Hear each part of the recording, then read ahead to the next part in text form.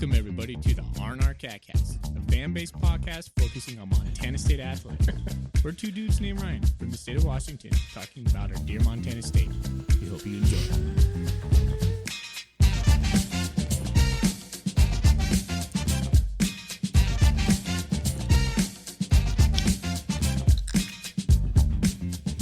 All right, welcome back, Bobcat fans. Thanks for joining us on another episode of the R&R Catcast. I'm one of the Ryans, Ryan Foley. He's another Ryan Thornburg. He's back all the way from Europe, coming back to the States. We're happy to be here. We are part of the Big Sky Podcast Network, and we actually have a new sponsor this year, Gear Up Sports. Let me read our little read from Gear Up, sponsored by Gear Up Sports, a youth sports platform focused on solving the uniform and apparel headaches for coaches. If you are a youth or a high school coach, you need some uniforms or player packs, contact them at www.gearupwithus.com and make sure to mention the R&R Catcast. That's awesome. Yeah. Been waiting to have them on board. A couple, ran by some good Bobcat people over there. So give them a shout if that's something that you need. Because definitely good business, good dudes, good Bobcat fans.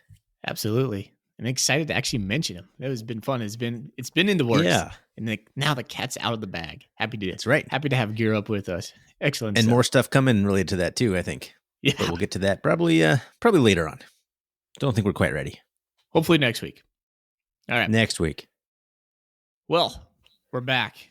And we're about to go into conference play. Thorny's here. Let's do a little show rundown as normal. Happy to see you there, Thorny. First of all, we'll talk about the news, pretty much injuries, and there's some stuff going on with Lanana Junior Alexander we'll talk about. And we'll give a brief recap of the presser today, what happened with Coach Vegan and what he said. There was a couple of interesting things that he put out there. But, we'll talk about that, and then we'll do the Weber State preview. We'll probably mention Stetson slightly. We recapped it during the instant reaction show, so we won't give too much on that. Plus, it was kind of a boring game. So we'll breeze past that, but we do have quite a few Golden Coolie questions and some bold predictions. Yeah, I think that sounds fun. It's good to be back, man. It was a fun trip overseas. Spent a little time in Germany, Austria, and Ireland for the most of it. But kind of funny, there was two different instances where I was wearing my Bobcat shirt. I did pack one, and I was stopped twice by Bobcat, either alumni or in the case of when I was in Salzburg, which is a town in Austria, there's a fortress there up on the little kind of like hill/mountain thing. Somebody stopped me and said that they're going to school in Salzburg and they're international student from Montana State. So they're like doing the international partnership or whatever. So that's pretty funny. And then the other one was at a castle in Kilkenny, Ireland. So two castles, stopped by two people, two Bobcat fans. Pretty funny. I only wore that shirt like 4 times, and like half the time I wore it, somebody stopped me, said "Go Cats." So that was pretty cool. That is really cool. Did you happen to take your Golden Coolie? I know that's a Golden Coolie question from CNC. No, I didn't take that, and I did not bring my Gold Rush shirt, which I was going to, but my wife, before we packed the trip, I have so many Gold Rush shirts, and I wear them all the time for random purposes. She's like, "You're not taking any of these yellow shirts, are you?" It's like, maybe, but no. Nope, did not. But I did watch part of the Gold Rush game in the middle of the night in Germany, and a little bit of the South Dakota State game post game. I woke up and the game was over, but didn't really get to watch either of those live. But I did watch a little bit when I could. How much Guinness did you drink? I mean, I don't know. That's pretty much all I drank when I was in Ireland. It tastes better over there. I've never been a huge Guinness fan, but I was like, I'll do it since we're here. It was hitting the spot every time, man. I don't know what it is about the pours over there or whatever. Maybe Americans just don't know how to pour Guinness, or maybe I just never order Guinness on the tap, so I only drink it out of the can, and maybe that's why it tastes so much better. I don't know. But it was great. And at one point, I did get burned out, and I ordered a few Coors Lights at this little Irish bar. But most of the time, almost everything I drank was Guinness, and I had Irish whiskey my very last night, my very last drink, because I figured I have to have like one Irish whiskey while I'm in Ireland, just to kind of cap the trip. Nice, man. Yes, a lot of Guinness, a tour of the Guinness factory, not a tour necessarily, the little experience that they have there, the little thing they have, which is pretty fun. But yeah, lots of Guinness. Guinness is a big part of the culture, and like it's pretty amazing how much of an influence it had on like the economy and everything. Pretty interesting. Well, you definitely sent me some good pictures. I missed you, Ryan. I missed talking Bobcat football with you, and you seemed just kind of aloof. You're like, well, I'm out of the country. I'm not really thinking about it all that much. You had a little update. I had a lot of thoughts, especially after the South Dakota State game. I want to thank Zach Levere and Tom Stuber for coming on and pulling duties while you were gone, and those guys did excellent work. And I had to learn how to edit a podcast at one point and produce it all, and so it was more work on my plate. But I'm so happy you're back because you could take over those duties again. Yes. Yeah, I completely checked out of like everything that tethered me back to the United States, back to responsibilities, including Bobcat football. I was just like, meh, just to everything. Like checking in once a day with the kids, but it was hard with the time zone change, so that didn't even happen every day because we were 8 or 9 hours ahead of them, and it was a school day. So like if we weren't in Wi-Fi range around the time they were getting ready for school, that's pretty much didn't talk to the kids that day. But it was nice. It was very relaxing. Got lots of sleep comparatively. Saw lots of sights. Drank lots of Guinness. Had a great time. I highly recommend driving over there. Scary as heck. Don't really recommend that. Wrong side of the road. Little rock walls, no shoulders. You veer off too far to the left, you're scraping your car up, your rental car. Get the insurance. But I do recommend it in terms of like you can do all the sites you want to do. You can see whatever you want to see and take your own pace. Tour buses just doesn't look as fun. Yeah, typically I would do that. Not the tour bus, but go my own route. Yeah, well, be prepared. Ready. Well, let's get into, before we get into anything, we got our Golden Coolie segment. What's in your Golden Coolie? All right. Well, first of all, thank you to our sponsor for the Golden Coolie segment, Wilbur Ellis in the Golden Triangle. See them for all your farming equipment and fertilizer needs. Shay Richter's the guy you want to talk to. We appreciate them for being a sponsor for this year. And I'm happily not drinking a Guinness. I am drinking Kettle House Fish On, a juicy pale ale from the Kettle House Brewing Company over there in Missoula, or they're not technically Missoula. Are they Boulder or something like that? Not Boulder. What am I thinking Kettle House? of? Yeah. Kettle House, Missoula. What's the one that's like right outside Missoula? Big Sky. There's that little tiny like logging thing right outside Missoula. I thought that's where they were. Whatever. Kettle House. I like it. I don't think I've ever had this before. It's got like a picture of like a fly fishing reel on it or something. It's pretty tasty. I've never had it. I like it. I don't think I've seen that. I'm kind of chastising myself. I have a Rainier, and I have put zero effort in the Golden Coolie game for like becoming interesting during this segment, and that was something I always tried to pride myself in. So I need to pick up that. You're failing. Yes, I will do better next week. I will not have. I vouch not to have a Rainier or a. What was I drinking with Tom? A Coors Banquet. Yeah, so you're hitting just the all American macro brews. Look at you go. It's almost akin to like when we do this podcast in March. Nobody's listening.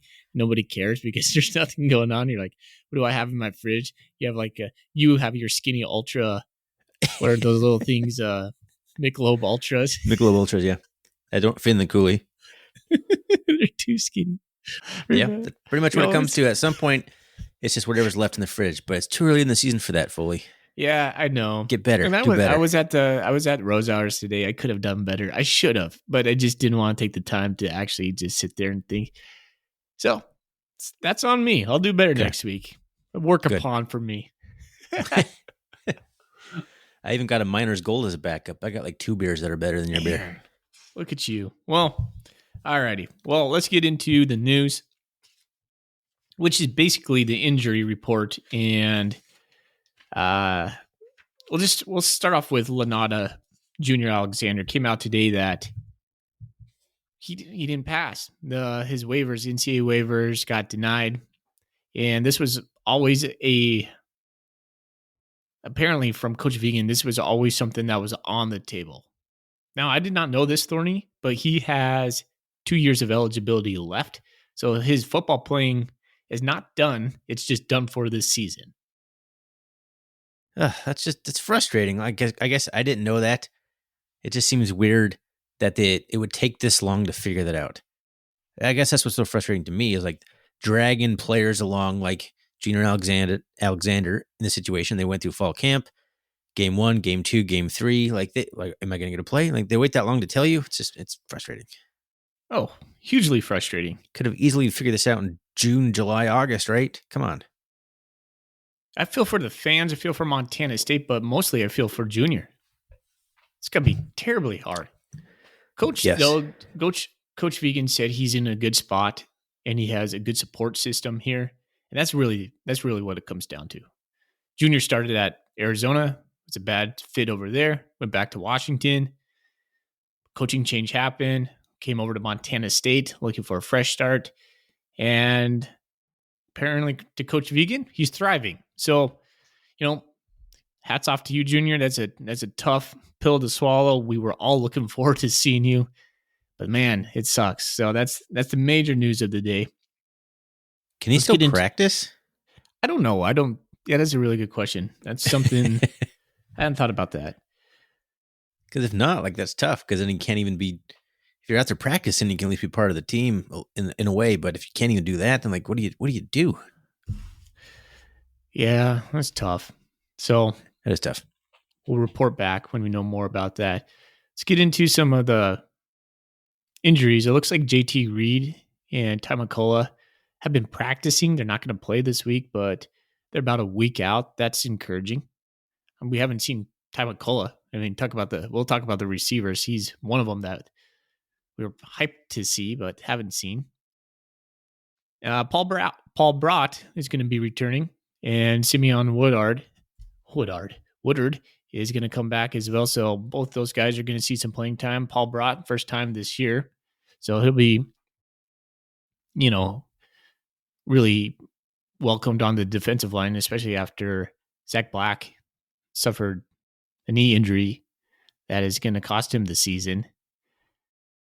Tommy, what we heard about that is it's not surgical and it's Correct. Not a ligament issue, is what Coach Vegan says. He's not available this week.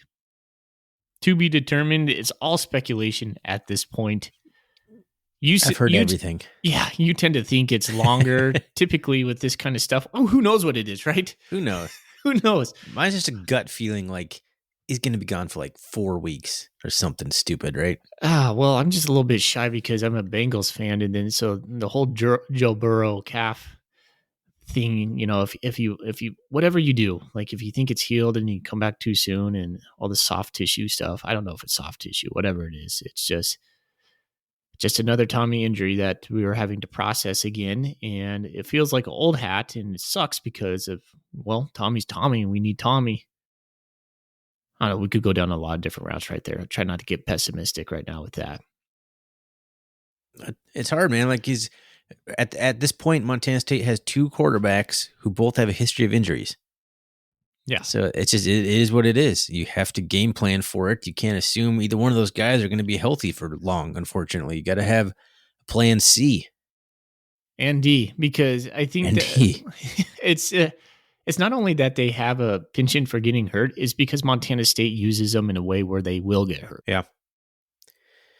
Yeah, I was thinking about that today. I was like, I'm not sure it matters necessarily how they use Tommy. Unfortunately, I might get a lot of flack for this, but I feel like Tommy's kind of a guy who's going to get hurt. If he's playing drop back quarterback, he's probably still going to get hurt. He's like you said, hurt guys who get hurt, right? Yeah, with his concussion history and just, it seems like I don't know what it is. He just takes a lot of hard hits just given the nature he has the ball and guys run for him. Tough. It's really tough. I mean, he's a tough kid, but he's not superhuman. No. None of these guys are. So, well, hopefully he can heal up and stay healthy for the rest of the season when he comes back. That's all we can really hope well, for. In the meantime, we have, as somebody put it online, a huge luxury in Sean Chambers. It's true. Yeah. Think about that. There's a lot of schools in the FCS who would kill for Sean Chambers as QB1. Yeah. And he's our incumbent backup. Well, he's going to be our starter for the foreseeable future. Not sure what that is going to come to an end, but we'll see. Anyways, we'll get into that. Alrighty. Let's go into the polls. Montana State held rank at number 3. South Dakota State, North Dakota State held chalk up top. Sacramento State is number 4. They moved all the way up to number 8 after being Stanford. William and Mary went down to 5. They were at 4. Holy Cross is 6. Idaho is now 7. They were number 5. So they dropped 2 spots. Let's see, number 10. So I just dropped down to number 10 right there, Weber State. So this is a top 10 matchup going into this week. Montana's number 13. And let's see, I think UC Davis is there. Yeah, UC Davis is top 15. So did Eastern crack? I was looking at another poll. That's why I'm being a little bit kind of hesitant right now that this doesn't match up with. This is the FCS Stats Perform poll. Yeah, that's usually what we look at. Just make sure it's not the coach's one. Okay, there you go. Eastern Washington's getting votes. They're 2 behind cracking the top 25. They would be number 28 right now. Yeah, there's a few FCS polls nowadays, but I think we kind of have usually focused on the FCS stats poll. Yeah, but yeah, it's crazy. Like basically half the Big Sky is going to be ranked. Yeah, that is kind of crazy. It is. And that's something I was just going to reflect on just a little bit. Just the strength of the Big Sky, at least the top half of the Big Sky is well represented in the top 15. Montana State has to go play pretty much all those guys on the road. Woo, man, yep. It does not get easy for Montana State coming up. Nope. And there's a lot to talk about in that regard. But yeah, opportunity slipped away at South Dakota State because, it's going to be hard to go undefeated the rest of the way out. It's going to be real hard. All right. The only other thing I had is Coach Vigen's presser. Not much. I mean, got all that injury news from him. Yeah. He just kind of mentioned, and somebody asked him this, and I didn't realize it was this, that we had played Weber 3 times out of our last 11 games. So Coach talked about how we make adjustments for what they do well, and they're going to be making adjustments for what we do well. It's kind of like a chess match against Weber. And one thing he did mention was it was a little bit Jeff Choate-esque. He started the press conference just listing off their dudes, and they got a lot of dudes that we'll talk about. But he spent time speaking of them by name, and I don't know. I don't remember Coach Vigen doing that as much, but very aware of Weber, respects the program. And, he just pretty much vanilla stuff when he talked about it. But and the only other interesting thing I thought was he talked about Paljo, our freshman defensive back, maybe being able to play a little nickel in the future. And I thought that was a little interesting. That's something I mined out of that. What happened to Aiden Parks? I thought he was right there in the mix at the nickel spot, and then all of a sudden he's like not anywhere. Was he on the depth chart?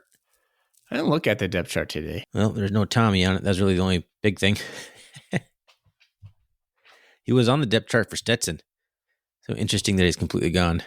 That's all show of hand or sleight of hand, whatever you want to call it. So we'll see. It's true.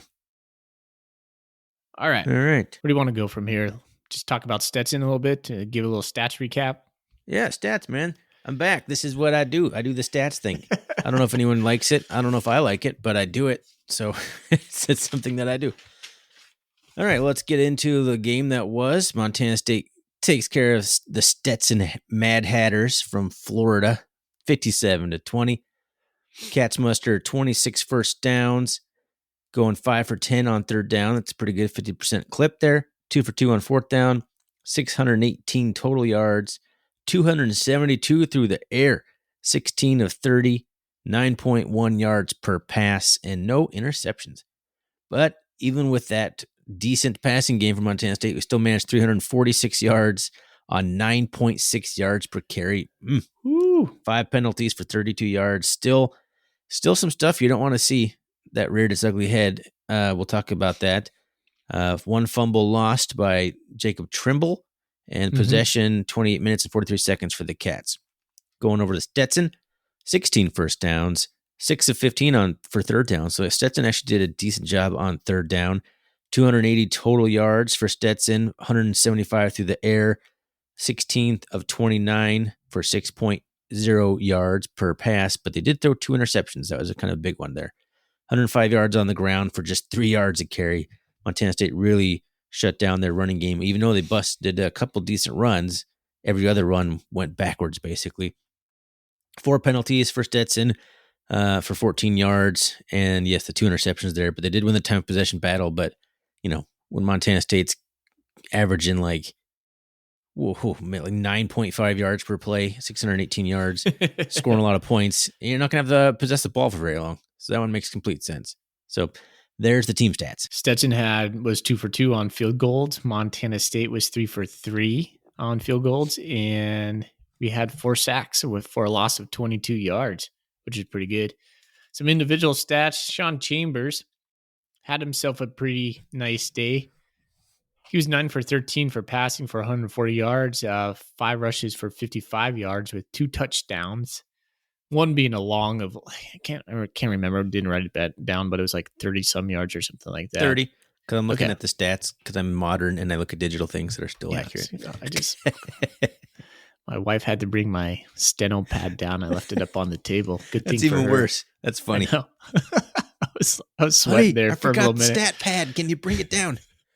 You were talking about your beer. I was shooting off a text there. I was like, oh my gosh, forgot it upstairs. Or you can just go to ESPN.com. Probably could have.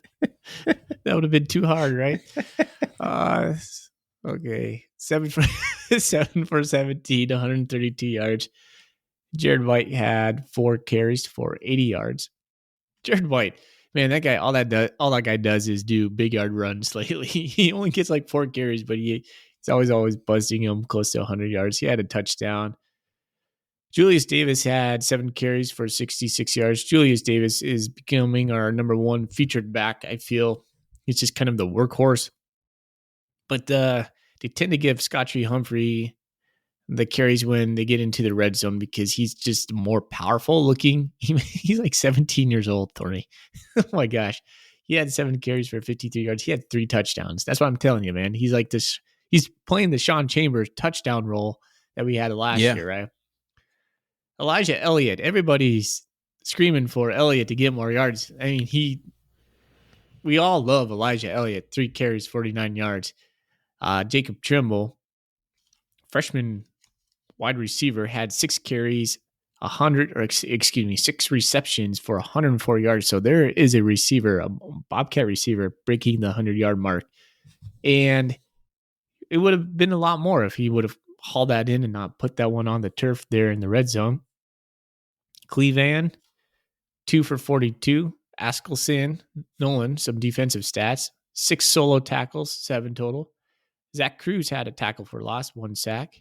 Blake Schmidt had 2 tackles for a loss and 1 sack. Seabass had 1.5 tackles for a loss and a sack. And Brody Greavy had 1 tackle for a loss and a sack. So there they are. Individual stats. Stetson. I'm glad that game's over with. Super boring game. Yeah. What did we learn from this game? I'll just start off with that. What did we learn? Gosh, I wasn't prepared to answer that. What did we learn? We could be more multiple in our play calling. I think Sean Chambers gives us a comfortable option back there. We all knew, I think everybody was a little bit frustrated coming out of South Dakota State because it was, Sean Chambers, very predictable. I felt like the play calling in general is very predictable and kind of conservative for South Dakota State. So I'm glad to see we brought more to the plate against Stetson. My question was, why didn't we do that against South Dakota State? You could argue. Well, we were running the Go ahead. ball against them. We were, but we could have used a little bit more diversification, interplay calling. I don't know. So I'm going in Well, that's circles here. yeah. Well, what I take away from that, and it's right along what you're saying. Yes, we showed we can be more multiple. We showed that we can pass the ball and make call a game to that effect, especially in the red zone. I saw more things in the red zone that was like, why didn't we do any of that as against South Dakota State? Like Sean Chambers rolling like a play action rollout from like the 5-yard line, that should be money against anybody. Yeah. He can pass it, or he can just make one cut and plow a poor little linebacker over. Yeah. Right. But what on the flip side of that is it doesn't matter if we play Weber State, we go right back to shrinking the playbook up, which is what seems to happen. It seems when we get to those top tier defenses, the top tier FCS teams, we shrink everything down to these core plays, this core play calling, and it just looks vanilla. We go away from anything that we've seen all season long, any of the stuff that's worked in other games, and it just shrinks down to QB run. And it's great that we showed that we can do it, but I'll hold my breath that we'll actually do it in a meaningful game. Trying to think of a different meaningful game that we had great play calling last year. Huh. UC Davis, the Sean Chambers game last year. Yeah, UC Davis was one of my favorite games, not only because we just won it in just going away fashion. That was the Sean Chambers game where he started off with a 70-plus yard touchdown. But then we also had some dynamic pass plays. Yeah. Passes up the seam during that game. Yeah, I wonder, man. Like these Weber State games are just slobber knockers, right? They're hard physical games. I wonder what we try to do. It just seems like we try to play keep away. Yeah. It's like we don't trust our defense enough. So our plan is to possess the ball as long as possible, even if that means leaving big plays off the board, because there's a 5-yard play we could have that extends the drive instead of a 50-yard touchdown. Let's just keep getting 5 yards every single play. It's leading to a lot of injuries too. I mean, the way we play ball is really putting Sean Chambers and Tommy Malott out. Yeah. It's a Like double-edged I'm not sword. sure I totally buy that necessarily. They're football players. They're big dudes. It's not like we have like little 180-pound scrawny quarterbacks running back there. Here's a question. Either one of these guys would be like a linebacker, like Tommy Malott could be a starting safety. So do you think it's a play calling thing, or do you think it's Tommy, when Tommy was playing, just being like, I trust myself more and just instincts, and same with Chambers when he gets inside the 20? Do you think it's his instincts to just pull and just go for it, just be the bull down there? It could be like, winners want the ball kind of mentality. Like, I'm keeping this. I don't know. I mean, Tommy got hurt on a fake pitch, right? Like a zone read. Sean kept it, and then the linebacker took Tommy out. Yeah. Dove low at him, and it was a clean play. Nothing wrong with the play. That's just an unfortunate thing that happens. That was like one of the few times we've seen both quarterbacks on the field at the same time, and Tommy gets hurt. But I think the problem is that both those guys are such big running threats that referees don't call them in the same way that they would call a quarterback in terms of like roughing the passer and all that. They're going to key off on them because they're such dangerous runners. The defenses want to hit them hard. It's very apparent. I mean, defenses always want to crush a quarterback, but it feels like teams really target our quarterbacks. It's on zone read plays, like they will crush the quarterback even if they know that they're not going to keep the ball. Eastern Washington did this real bad last year. They were determined to hit Tommy Malott whether he had the ball or not. And I kind of feeling that other teams have done that too. So I noticed that with the Jacks. I don't think I've noticed that. Go ahead. No, I don't think I've noticed that outside of that, but apparently Eastern did, and yeah. I mean, it makes sense, but I mean that could be part of the more injuries than anything. Is just they're dynamic runners, and teams know they have to, hit them hard to make them think twice about running. I don't know. It's just spitballing here. I mean, Tough, but like I man. said, I think if even those guys are just drop back passers, if you designed 0 run plays for Tommy Millott, number one, he's still going to scramble because it's just who he is. So he's still going to be running out there amongst the linebackers and the defensive linemen, and he's going to get like sacked or zone read stuff. He's going to get crushed. So I'm not sure it matters if you're calling 20 run plays for Tommy Millott or not. He's still going to get hit a lot. Do you think this type of offense can win a national championship? Yes, I do. That's what Tom Stuber said too. I'm not sure it can. I think because it hasn't the capabilities yet. there. It hasn't yet. I think we need more passing, a better balanced attack in order to make that happen. I think what we do works. And it works well until it doesn't. And when it doesn't, it's typically when we face the Dakota schools. Yeah, well, we should have beaten South Dakota State if we didn't have 9 false starts fully. Yeah, we could have walked away with a 14-point win easily. Yeah, in that game with the game plan everyone hated. It almost worked. It should have worked, and it would have worked if we would have figured out the cadence issues. Here's a kind of a hot take or question maybe I should ask you. Is it better that we lost and we're not number one? No. No. That's not how this team operates. Some teams need to be the underdog. Jeff Choate teams needed to be the underdog. He needed to build it up. And I don't think that would have mattered. I think it's worse because if we want to beat the Dakota schools, I sure as hell would rather play them at home in the playoffs. And losing to South Dakota State almost guarantees we're either going to North Dakota State or South Dakota State. Yeah, maybe. At some point in the playoffs. I'm not certain North Dakota State's going to continue to do what they do, but until they're knocked off, we'll see. Yeah, everyone's I think North Dakota State's loving where they are right now. Yeah, probably. Everyone's kind of just writing them off. Quietly, they're scoring 40 points a game and just smoked like a top 20 team in Central Arkansas.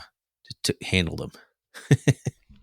So they're just loving this, like watching everyone like Montana State and South Dakota State duke it out for the one and number 2 spot. North Dakota State's like, do whatever you want. We're still here. And what I know about Matt Entz, he's feeding that into his players, man. He's feeding that, quote, disrespect nonstop into their ears. I don't like that guy. Yeah, I don't either. I didn't like the Jacks head coach too. I listened to one of his press releases that week on Coulter's show, and he just came across as so schmoozy to me and kind of arrogant, and you're kind of wasting my time, Coulter, kind of thing. And I was just like, man, this guy's just something about him just rubbed me the wrong way. And I could be misreading it, but I talked to a couple other people. They're like, yeah, I got the same thing, but whatever. Man, their whole team was like that. Yeah. They were like There's a bunch of flexing over chippy us. guys who play up to the whistle and oftentimes past the whistle. A little bit like Robbie Hauk. A whole team of Robbie Hauks over there. Kinda. It was a little bit. You watched them. That's what I was getting a little irritated during the game. Tackle you, and they would flex over you just enough, and then you would see like, okay, pulling off just before the flag comes out. Like, yeah. Okay, it's going to be that kind of game, right? No, they kind of mastered that, and you know who they learned it from was North Dakota State, because North Dakota State was real good at that too. We have a really healthy rival with South Dakota State right now. I think that's cool. Yeah, like it's somebody I respect to hate. Yeah, so instead of the Grizzlies, but I do hate them a little bit. Yeah, right.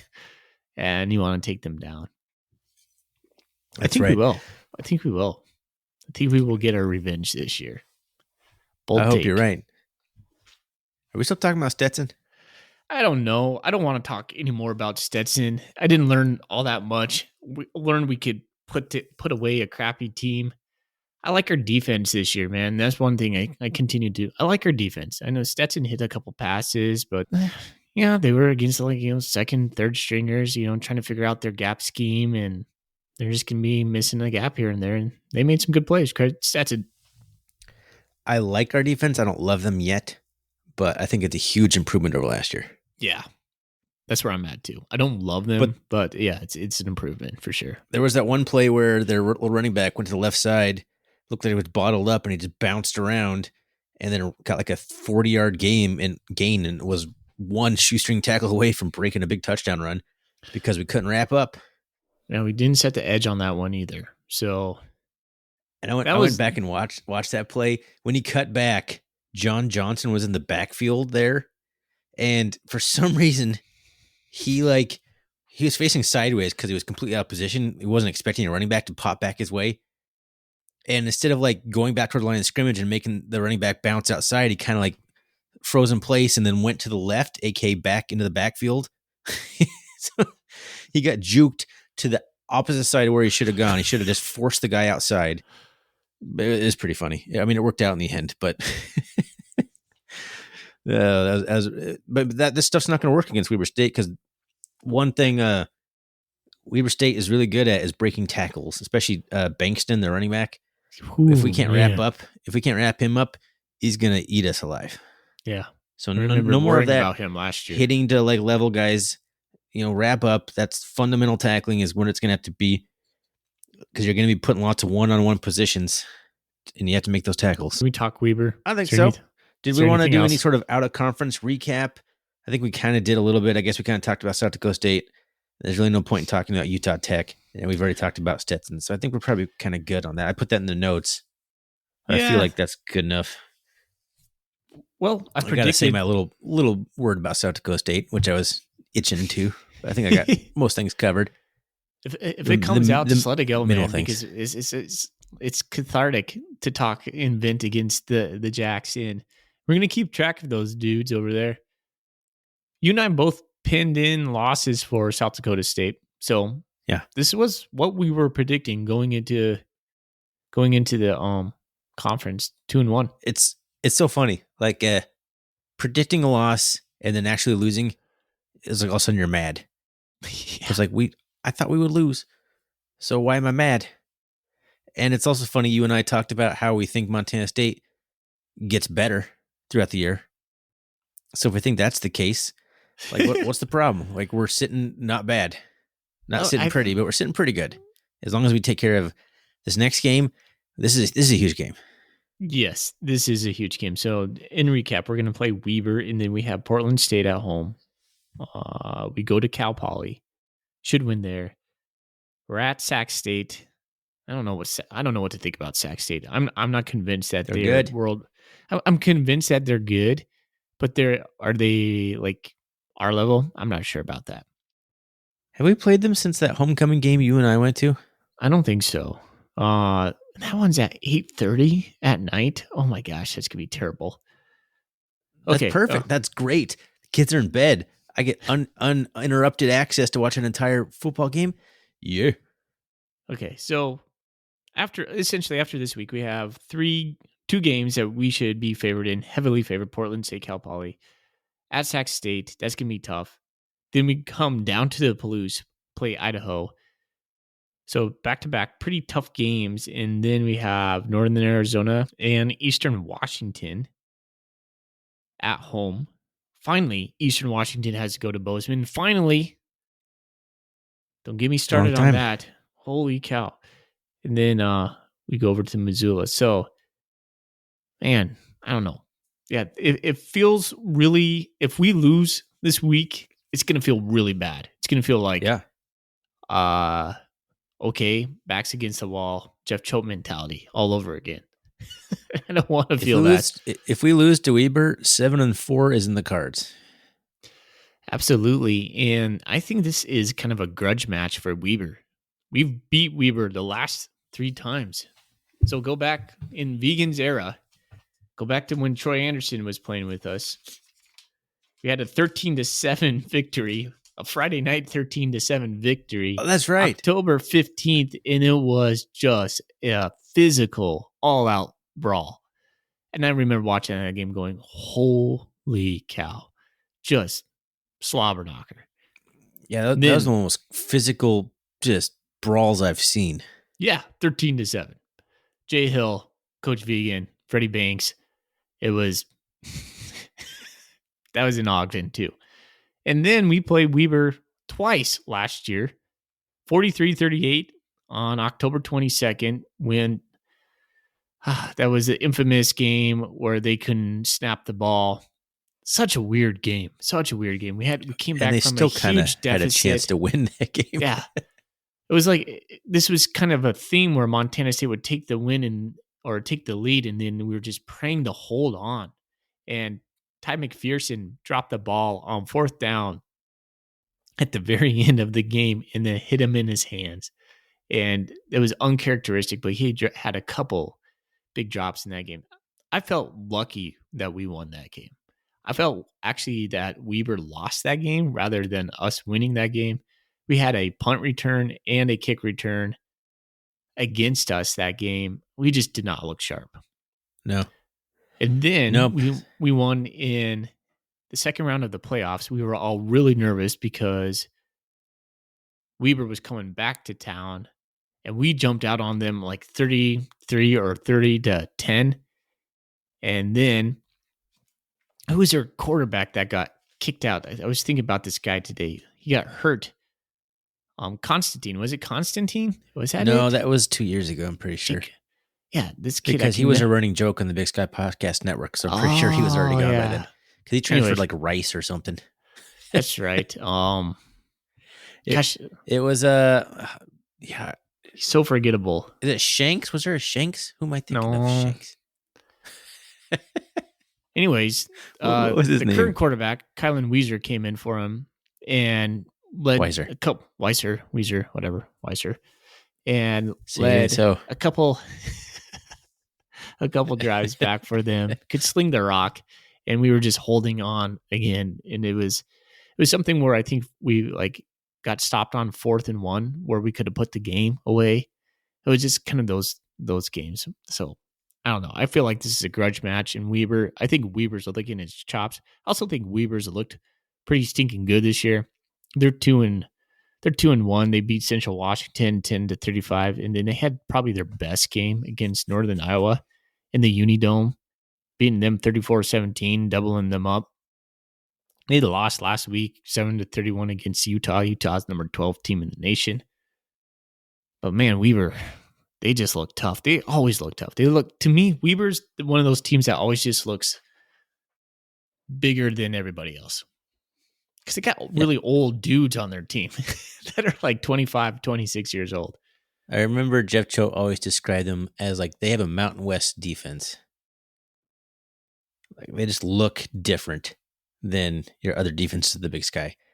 Every one of those guys looks FBS size.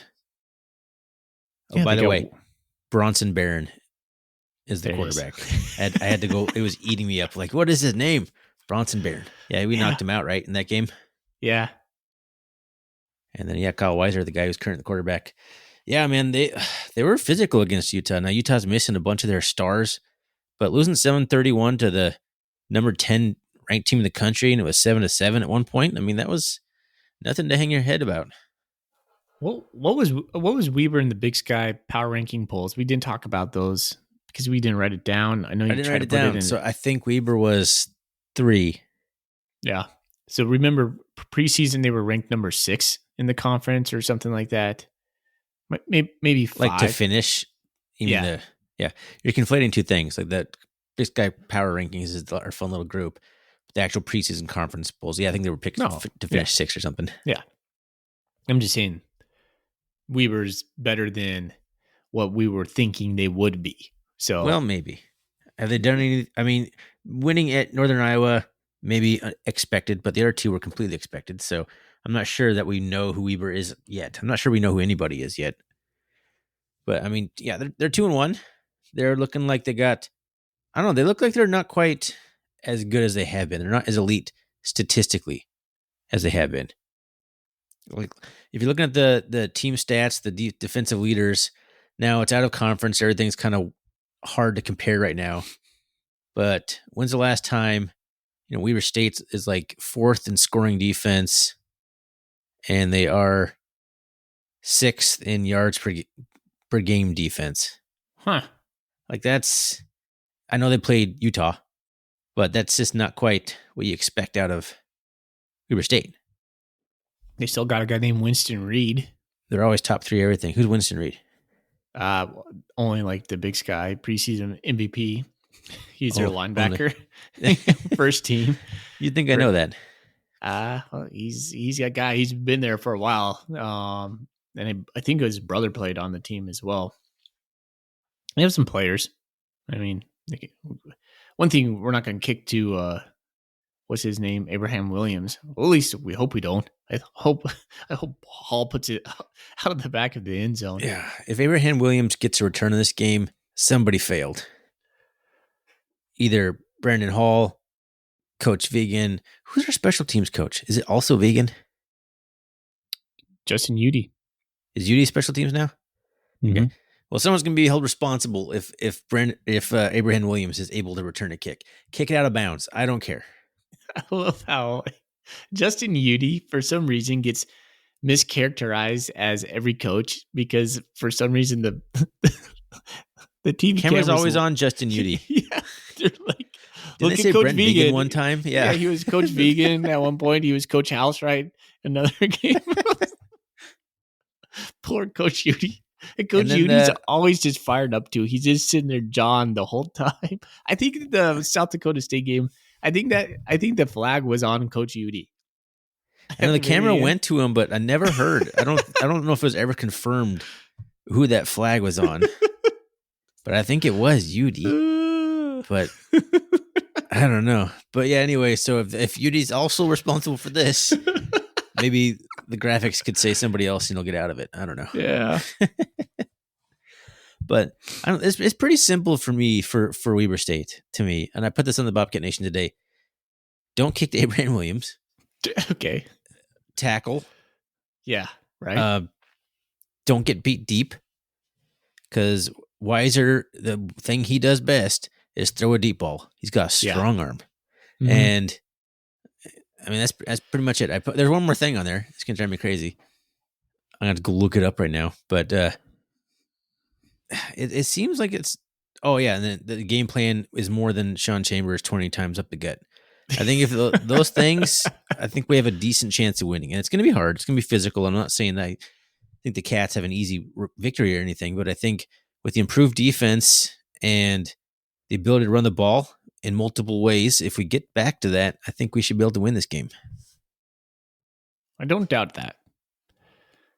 I just worry about kind of like I said, the grudge match part. I think beating them 3 times in a row and that not being the history between this rivalry, kind of a balanced rivalry. It's not a rivalry. It's just a conference game, but they're mad. I mean, we beat them twice last year and dictated some terms, and I'm sure they felt like they should have won those games. And now we're back in their house. And so there's a revenge factor for Weber. And I don't know. That's something. That is something. I think Montana State has a better offensive line. Yep. And that is a key to this game. Absolute key to this game. Yeah, it's been a while since I would say that I think MSU does have a better offensive line and a better defensive line than Weber State. Yeah. I don't know if I could say that last year confidently. They had some Plus, our defense is a little bit better this year. I like our defensive scheme. I like the way we're using Paldrell. I think our safety play has gotten better because of, Jeff Manning not being there. Well, Drew Polidor. Yeah. That's what I meant to say. Drew Polidor. Who did I say? Let's keep it on the positive. You said Jeff Manning's not there anymore. Well, that's what I meant, but I know it's what you meant. But I'm saying let's give some credit to Drew Polidor. We don't need to take Manning down a notch. I was never a fan of Jeff Manning. I know. But we're using Polidor in a nice way, though. Blitzing him, which is blitzing awesome. A free safety, which is gutsy. But he's fast and he's hitting hard, man. He was crushing people at South Dakota State. I love it. Mm-hmm. He was one of the things, like there was 2 guys in that game that I thought really set the tone from the physicality standpoint. It was Drew Polidor and it was Julius Davis. Julius Davis was running mean in that game. There was one play where he mowed a guy over completely. He was fired up. Yeah, he's a strong runner, man. Those were fired up. Those guys are competitors. So I think there's a level of physicality the defense has this year that did not have last year. You're spot on. I loved when they would pan to the sideline when Julius would come out. He'd take off his helmet. His hair is just flying out everywhere. He's just yelling on the sideline. He just amped up, and I was like, man, this guy gets it. Yeah. Like, he wasn't part of these losses last year against these guys, but he's a team guy, man. I love all those Bobcats. They always talk about the brotherhood of the team. Those guys are tight. They get it. For sure. I could see why he's getting the majority of the snaps. Dude, what do you think of Humphrey, Scotchy Humphrey? He needs better patience. Other than that, love the guy. Love him. If you want a guy like give the ball and he's going to get shot out of a cannon, he's that kind of running back. And he's physical. He will mow you over too. There was it Stetson or was it was Stetson where he could have made a cut and probably ran by the guy, but he just no, I'm going to run full steam into this poor little safety. He got tackled. I think he could have ran around him. Oh man, he's the number one dude on the Bobcat team I would not want to tackle. He scares me. And he's only 17. When I heard that, I was like, what? Are you kidding? He's a full-grown man. He's probably the biggest running back we have besides maybe Garrett Kuhn, but he's the biggest, like, physically imposing running back. And yeah, he is reckless. How about this narrative for this game? What if we just feed Marquis Johnson the ball and just get him in space and just let him run wild? Why aren't we using him? It's driving me crazy. Exactly. It's driving me crazy. Thank you for saying that. Like, he's a proven commodity, and the only thing he's done was take a nice kick return against South Dakota State and like punch the South Dakota State player as he went down, basically. I don't know if you saw that play. He like stiff-armed. One of those stiff arms that's basically a punch. But oh my it's gosh. like he looked just as fast as ever. So what's the deal? We don't have Ty McCullough. We don't have Lanyata Alexander. Jacob Trimble's doing okay, but let's get Marquis involved. Come on. Bubble screen to Marquis. I don't know why we don't do it. I really don't. He's not even in the game. I know. And it just bugs me. And the fact that we're not passing to our tight ends is bugging me increasingly. And Coach talks about it every week. He's like, yeah, we got to get the tight ends involved a little bit more. Like, then freaking do it. Pass them the ball. I feel like we're passing them more this year than we have the other years. Like, it hasn't bugged me. It's not getting heated. I mean, Lonergan and Snell each had a catch last week. For once, I just want to see Chambers give the fly sweep instead of pulling it. He doesn't even fake it anymore. He's just like, here you go, and then tucks it. I'm like, man, give it to CT. Give it to Marquis. Just let him run. I just want to see it. I just want to see it. I mean, that's been a hallmark of this QB running offense we've had for years now, is that there's a wide receiver who can take it to the house. Because you give it to him on a sweep. Who was that guy that we had? He scored 1 or 2 touchdowns in Cat Grizz, and he transferred out. I can't remember his name. Yeah, totally know who you're talking about. It's driving me crazy. I can't remember his name, but then Marquis Johnson. Like, there's always been a guy who can stretch the field in that way. Yeah. And we have one. We have possibly more than one. We do. But we're not using any of them. There's so much more we could be doing offensively. I think that's kind of my bugaboo about this so far. Okay, we had the game against Utah Tech. I think everybody, including me, thought we kind of held that back vanilla-wise to kind of not show much for South Dakota State. And then we showed even less against South Dakota State. I was like, oh, never mind. And then Stetson was a game we showed more, but it wasn't what I was expecting, though. I still haven't seen that same dynamic running game that we've been having. It's a little different. Yeah. I'm not sure I like it. It is. We showed even less at South Dakota State. That was the head scratcher of all head scratchers. The whole Bobcat Nation's going, what the hell are we doing? Why are we being so damn conservative when we're playing the number one team in the nation? What are we holding back for?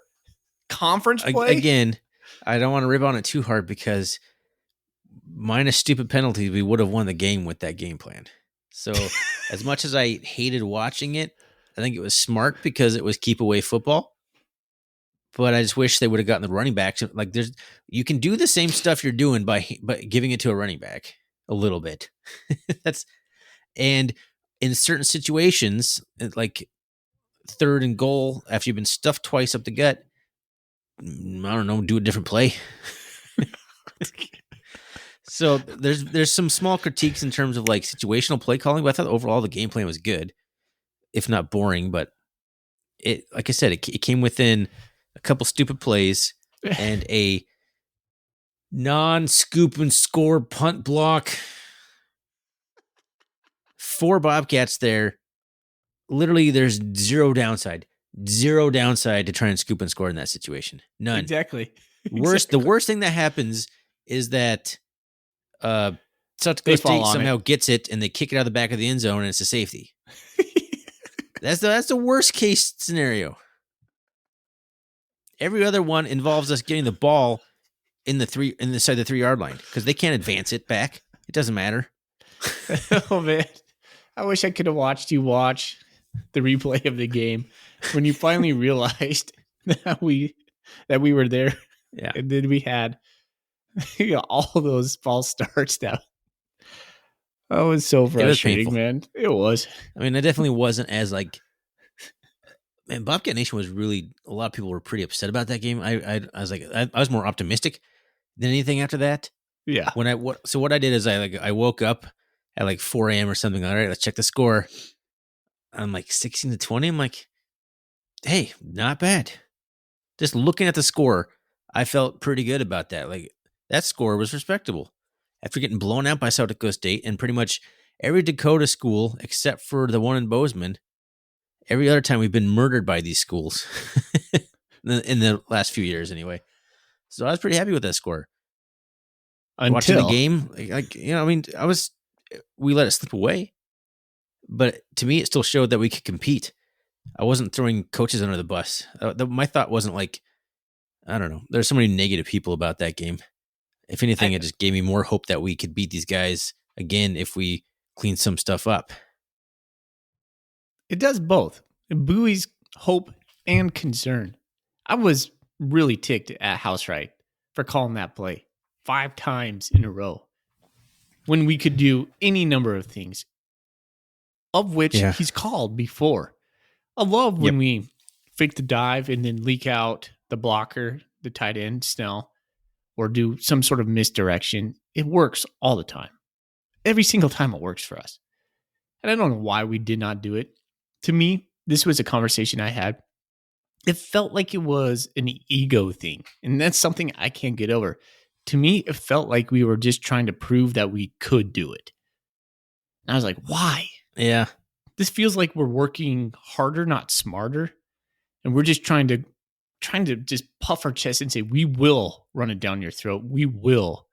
And this was like a mentality that was ingrained in them over the winter, because when you listen to Bobcat news, their driving force over the winter was that South Dakota State game. We got to get bigger, stronger, faster because of this moment in time.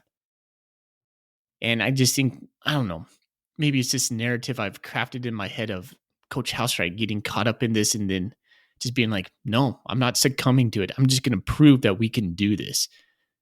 That's how I feel. I mean, you can also do chambers up the middle, even do that more creatively. Like, as stupid as that sounds, bring a running back there next to him. Like, if it's literally only chambers in the backfield, it's pretty obvious. Yeah. Get a running back next to him so at least the defense has to think for a second. Yeah. And then, like, what about like a fake pitch? Like a real, just like all he has to do is like, and then go up the middle. Just something to get a defender to not key on him for a half a second. Yeah. Well, now granted, one of those should have been a touchdown. That was real borderline false start. That was a close one. The one on Marcus Ware, I thought calling that on Marcus was pretty. It's too close to call. I have no right problem there. with it, really. Looking at the I slowed down the replay. I'm like, all right, but that one worked though. Yeah, it did. The one that worked was the one we went up false starts on. I mean, only one of those works out of all the how many ever times we ran the stupid play. we win the game. So, yeah. Here we What are are you gonna do? talking Jax. Still can't get over it. I still got fans who listen to this just texting me. Still hurts. I'm like, yeah. It's one we hard to get past. But Man. you know what? We didn't have like a hang up against Stetson. And that was my biggest concern was how's Montana State gonna respond? Well, pretty good because we hung a lot of points on them pretty early and then got in all the backups and that was good. But Poor now Stetson didn't even get it to.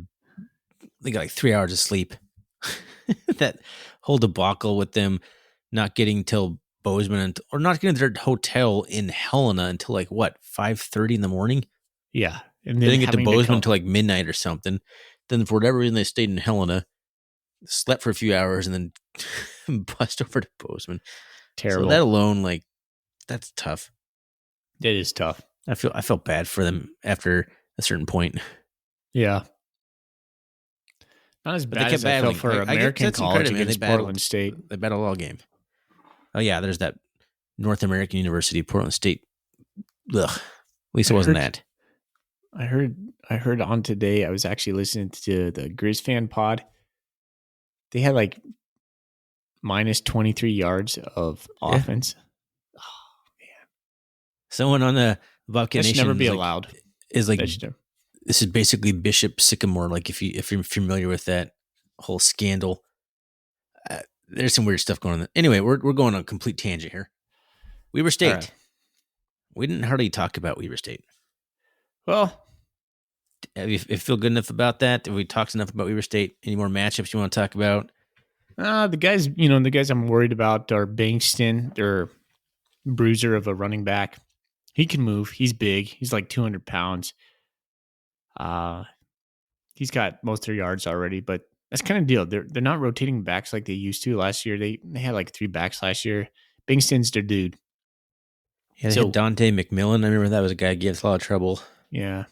But And yeah, another it's thing basically him this year. Here's something I'm slightly worried about for this game is Montana State hasn't rotated their defensive line like they said they were going to. Yes, thank you.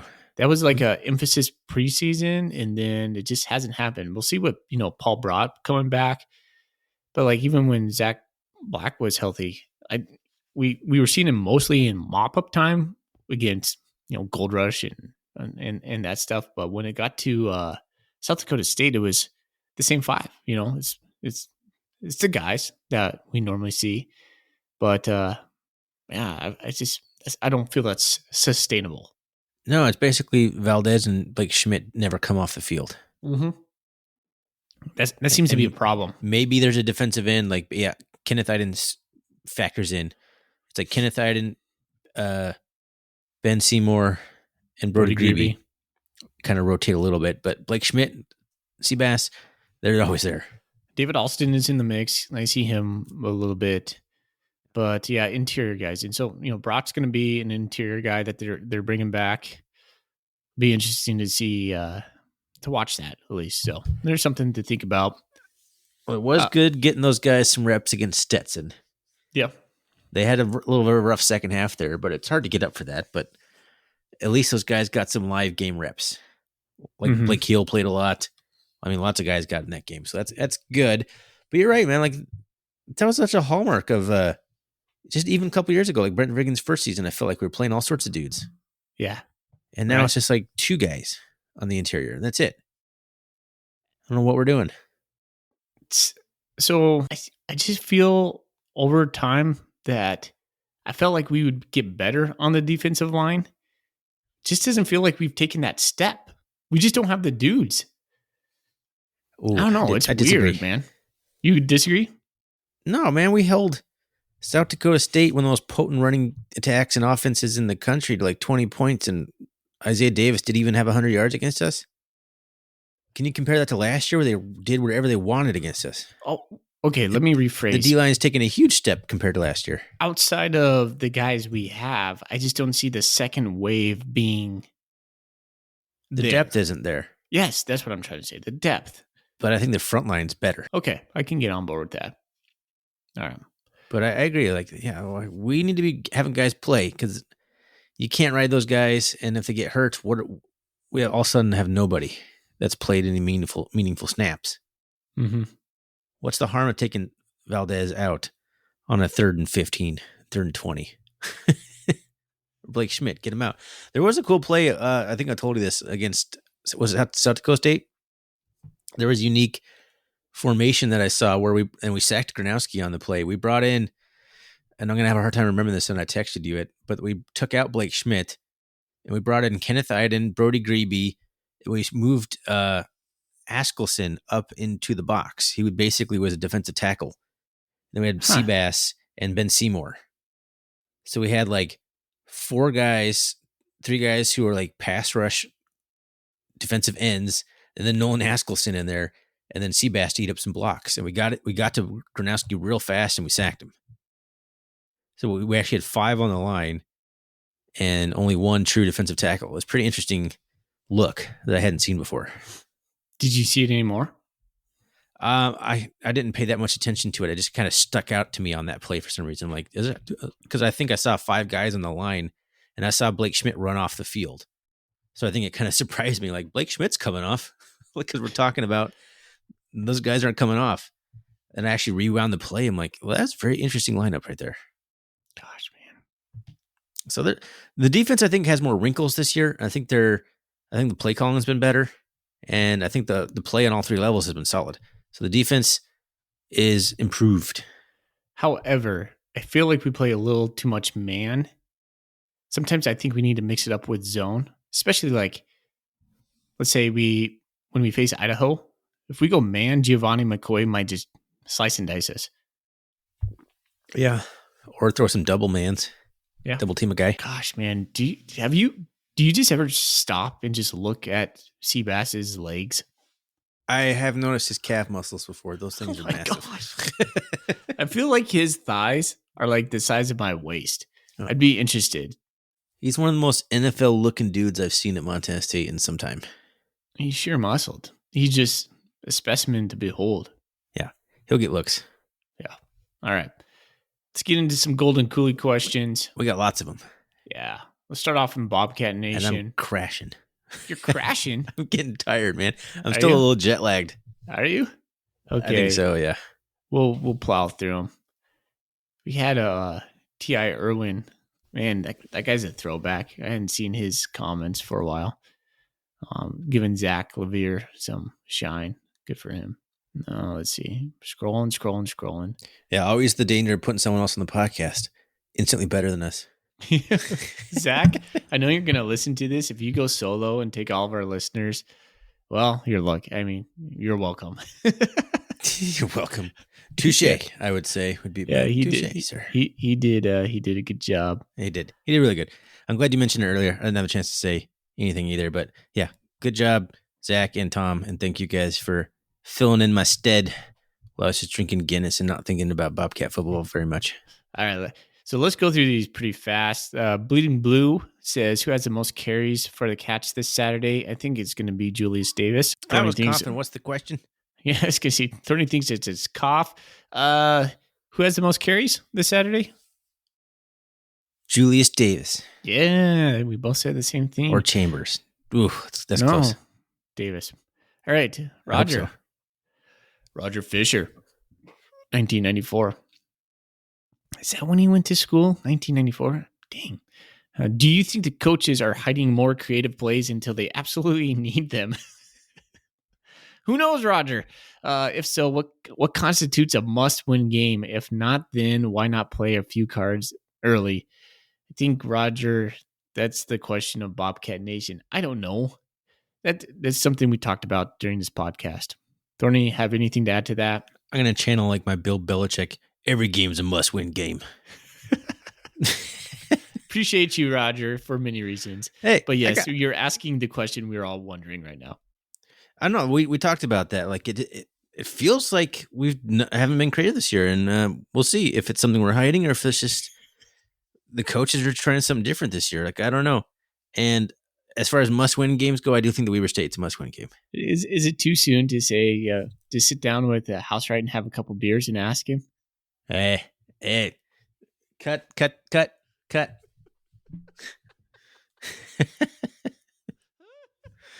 Wow, fully out of left field. Yeesh.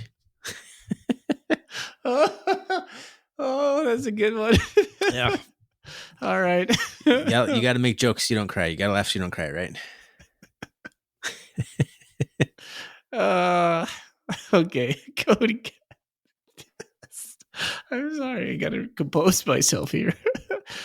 Oh, Cracking all right. yourself Cody up. Cat says getting the Cats win the national championship without Tommy. I know he will be back, but history says he will likely be injured again. This is what we were saying.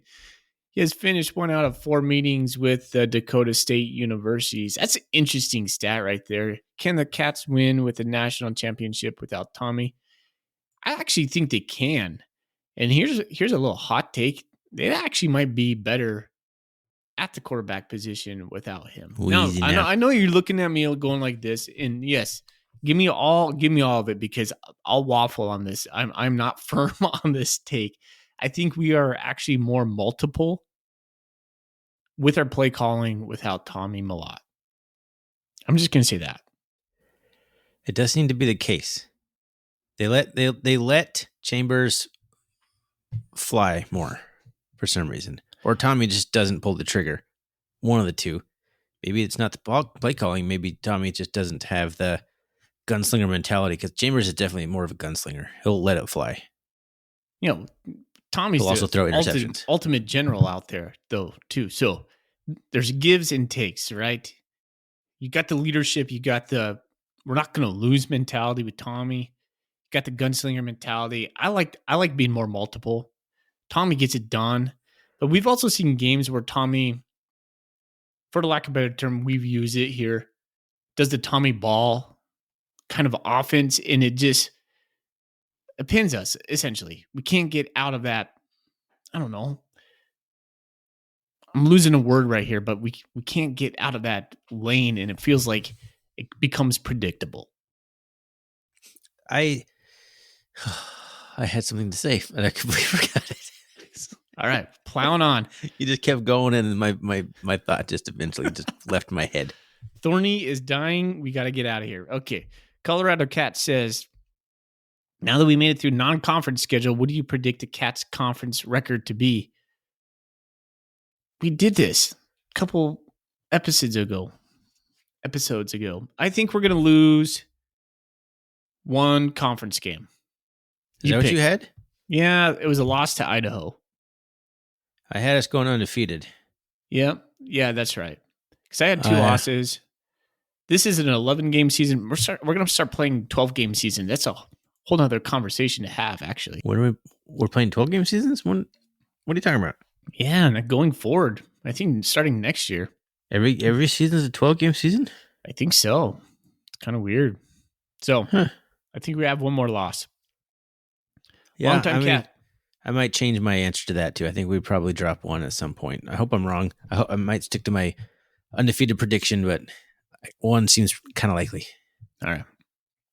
Longtime Cat says, you're the coach. Do you still run plays where Tommy lines up in the backfield or wide out? Or do you just play him at quarterback? I'm just going to ask that one. He has quite a bit after that. I play him how we've been playing him.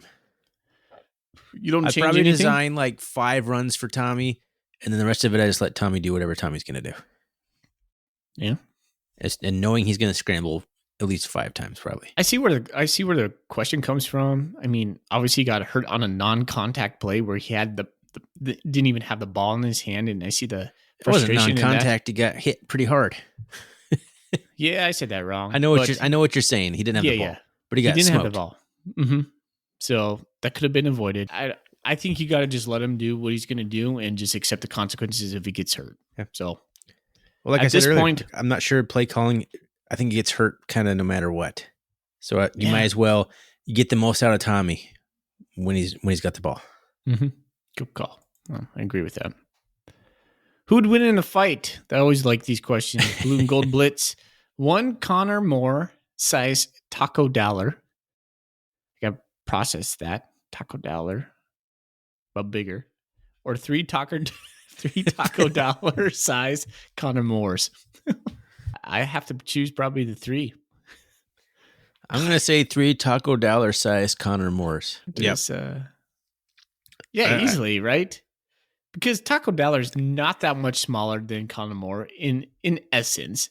Like, I mean, Connor is like a hulk of a human. Yeah, usually these kinds of questions are like 100 rats, like a one elephant sized rat, or 100. There's usually a bigger discrepancy here.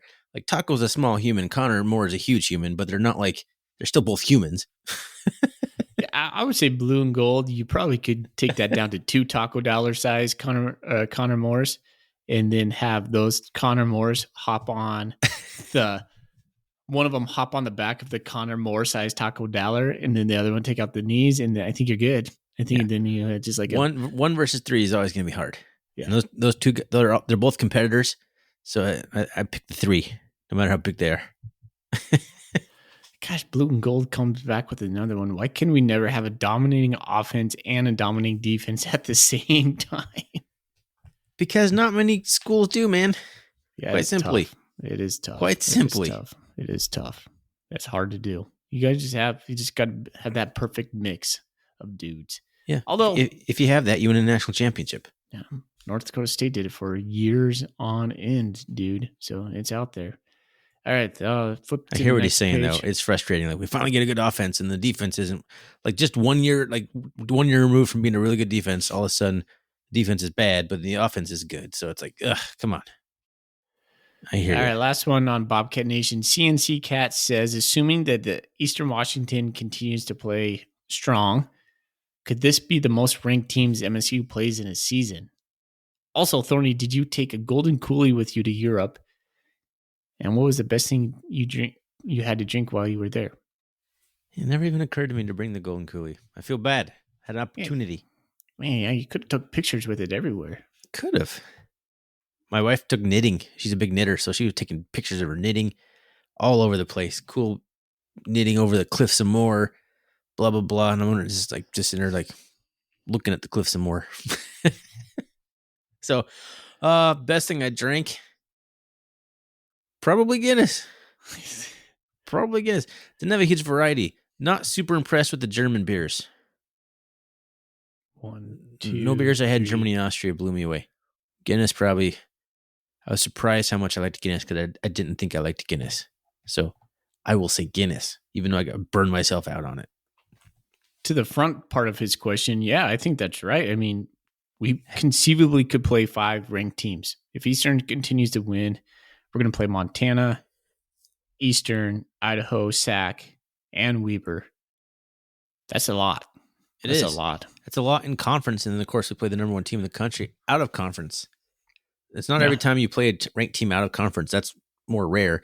I think more and more Big Sky teams are going to be ranked just because the FCS landscape, like by far, Big Sky and the Missouri Valley Football Conference are the 2 best conferences. So like pretty much 4 or 5 teams in each of those conferences are going to be ranked every single year. Yeah, it may be not that the conference is getting better. It may be just that the FCS is getting weaker and the Big Sky stayed the same. So it just kind of buoys the Big Sky. Oh, that's what it is. Yeah. I don't think the Big Sky is necessarily better. Yeah. It's just like Sam Houston States and the James Madisons of the world are gone. All right. That's it on Bobcat Nation. What do you got on Twitter? There's 3 ones here. I'm gonna save the one I think you're gonna like the best for last. Okay. The Mikes asked us, and we already kind of talked about this. He wants to know what's up with Alexander Jr. and Ty McCullough. And he asked, when did Caden Dowdle get hurt? I think Caden Dowdle got hurt in practice, right? He got From what I nicked understand. Up. Coach Vegan said he got nicked up in the South Dakota State game and then just continued to get worse in practice. Oh, okay. I didn't catch that. But then we obviously know about Junior Alexander now. Today announced his waiver was denied, and Ty McCullough is practicing. You said that Ty McCullough and Paul Brott were out for this week. I heard that they were just... Paul Brott's coming back. I said JT Reed and Ty McCullough. I didn't hear they were scratched. They were just like more of a game time decision, I thought. But Coach said they were practicing, but they wouldn't play this week. Okay. That's not what Victor Flores said on Twitter. Okay. Okay, Boston Bobcat or Buddy Boston. What's your take on the running back room? Will the new double deuce Scotchery Humphrey have more than one carry this week in Ogden? Can Elijah Elliott get more touches? Julius Davis is obviously awesome, but with so many weapons, I just hope I'll stay healthy and keep other DCs guessing. I hope Scotchery Humphrey gets more than one carry because I want to see running backs get carries this week. Yeah, we need to lean on those guys. I think Scotchy does get a lot of carries. I don't think Elliott's going to get more. As much as we love Elliott, he's just buried on the depth chart. I mean, just to be honest with you. Why is he buried in the depth chart? But well, to be honest, like, yeah, I get it, but Scotchy Humphrey, pretty damn good. Like, he's a bulldozer. So Elliott is kind of like not only he's an awesome back, but he's different than everyone else we have because he's not as big. You and me, we've always liked the scat backs. Elliott fits that mold. Montana State has never loved the scat back. I'm not sure I'd call him quite a scat back. He runs pretty hard. Okay, he's more physical than your average scat back, I would suppose. But he's more like of a Demetrius back, Crawford kind of guy. He's a lot bigger than Crawford. I think maybe not. Was Crawford a little bit more powerful? He was a hard runner. Yeah, he could break tackles. Elliott could be a feature back. He could be. He's proven himself durable, which nobody else has. That's a good point. Really good point. But yeah, all of a sudden, Jared White, Scotchery Humphrey, and Julius Davis are all ahead of him. 2 freshmen. That's rough, man. Like, I love Elijah Elliott. It drives me crazy because every time he gets the ball, all he does is get yards and churn yards. And I think he probably has the best vision of any of the running backs. Agreed. So it's just kind of a mystery. Like I said, I get it. He's like barely in 4th place, and he'd be starting a lot of places. But to answer the question, he'd probably get 0 carries. In a game like this, a tight game, it seems like the staff is reverting more and more in these big-time games to reverting to their bell cows, which wasn't the case last year, but seems to be the case this year, which it's a worrying trend for me. It's weird because we have like this awesome offensive line. You just think we would just cycle through our running backs just like last year. Fresh legs. It didn't matter who was in there. And all of a sudden it's just like, no, now we only like 2 running backs, even though we have 4 really good running backs, 5 with Lane Sumner's healthy. No. It's still early. Have like 2 of them. Pump the brakes. It's still early with kind of some weird games. Stetson was weird. South Dakota State was weird because it's just a weird high profile game. I think we're going to hit some strides where you're going to, I don't know, just pump the brakes. I think. Okay. So I said it's worrying. I'm not concerned yet, but I will keep my eye on it. Oh man, it's getting late. I'm loony toony. Last question. I saved this just for you. D. Brem on Twitter asks us, loved Glesser's nickname Stones. What's your new nickname for 6'9" Hall? Stilts?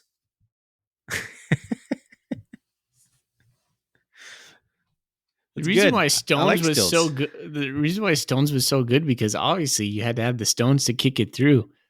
Mm-hmm. Stilts.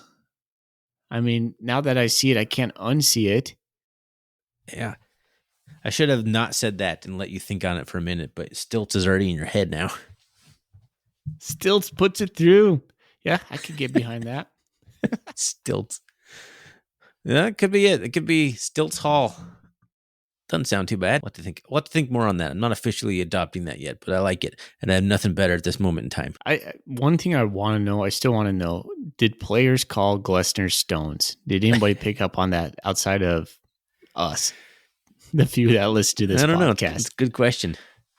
Or kids we could probably reach Stones. out to Stones Glessner. He's not even on the team anymore, so he'd probably respond to us. I know when I told his mom I called him Stones, she looked at me like, what the heck are you talking about? His dad just gave me a head shake like, no. I was like, don't you call him that again. Yeah, I'm like, well, you know what? It's my podcast and I'll call him Stones if I want to.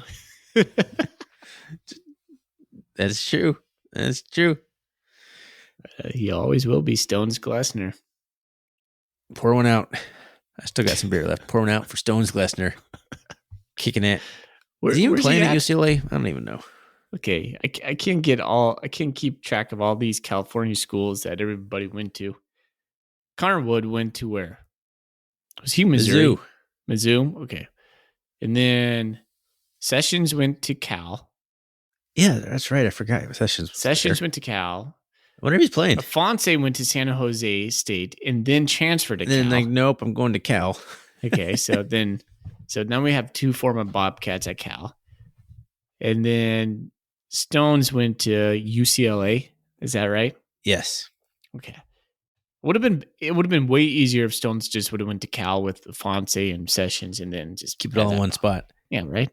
Okay, just making sure we got all Stones of our Glessner went to UCLA because he probably wanted to kick in perfect weather, but the problem is UCLA is now in the Big Ten, and now they have to go play in like Michigan and Wisconsin. So right Joke's back on in you, the cold Stones. weather, buddy. Joke's on you.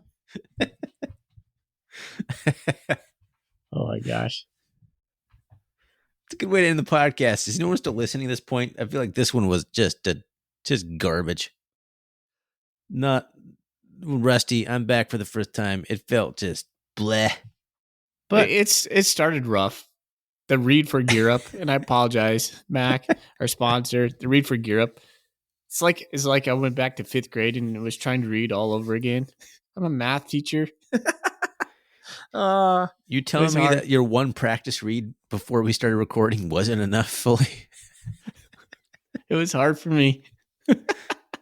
Oh, I'll get man. better at it. I can't. I just got to say it. I just got to memorize it or do it my own. I'll get it. But thank you, Gear Up, for being our sponsor. Thank you. Yeah, like if you're a middle school, high school coach, whatever, and you're looking for some good uniforms like Nike uniforms, Gear Up's here. Like, get in contact with us, guys. We'll put more out there, but they're a great company. They're an awesome sponsor. All right. Hey, who we got picking for the Golden Coolie? Oh, I say Stones. Yeah, let's do Stones. That's a funny question. D. Brem, I'll reach out to you on Twitter. Thank you for the question. It was good. And Stilts is the placeholder for now. Stilts. All right. Well, thanks everyone for listening. I fixed it. Thanks everyone for listening to the show. Thanks for Gear Up for being our show sponsor. Thanks again to Wilbur Ellis for being the Golden Coolie sponsor. You can find us on rrcatcast.com, Twitter /rrcatcast. You can always shoot us an email at rrcatcast@gmail.com. Foley, let's get out of here, man. Go Cats. Go Cats.